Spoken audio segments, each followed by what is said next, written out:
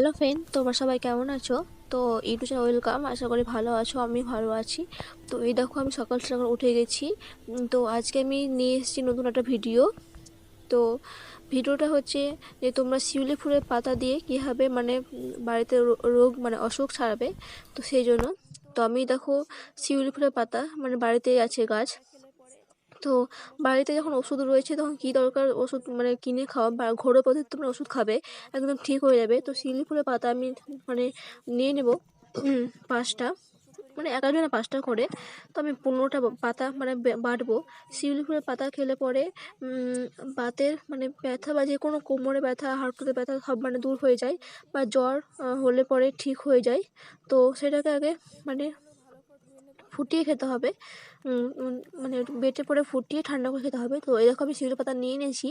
এরপরে আমি মানে বেটে নেবো, পাতাটাকে ভালোভাবে ধুয়ে নিচ্ছি, তারপর বেটে নেবো ভালো করে। তো একদম সকালে খালি পেটে খাবে, খালি পেটে মানে খাবে একবারে, তারপর খাবার খাবে 1 ঘন্টা পর। তাহলে ভালো গুনে দেবে, নাহলে মানে কোনো কাজে লাগবে না।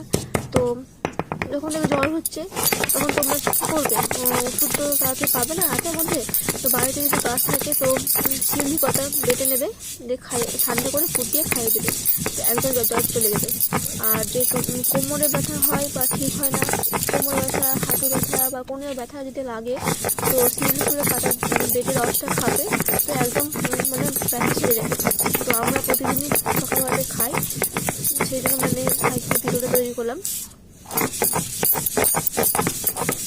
কারণ সকাল সকাল খাওয়াটা অত্যন্ত ভালো।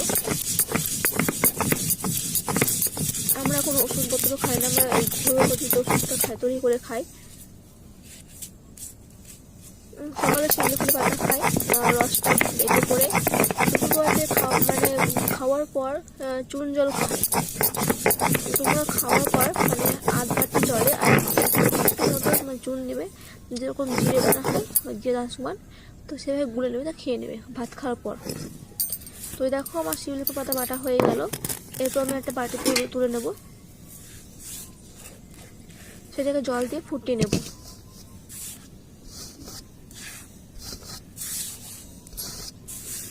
তো প্রতিদিন আমার একটাই মানে কাজ থাকে, মানে অন্য কাজ থাকে, তাও আমার এটাই কাজ। ঘুম থেকে উঠে উঠে মানে প্রথমেই আমার এইটা মানে তৈরি করতে হবে শিউলি পাতার রস। দেখো আমি গ্যাস চাপিয়ে দিয়েছি, ফোটানো হয়ে গেছে, এরকম ভাবে দেখতে ছেঁকে পুরো খেয়ে নেবে, একদম ঠিক।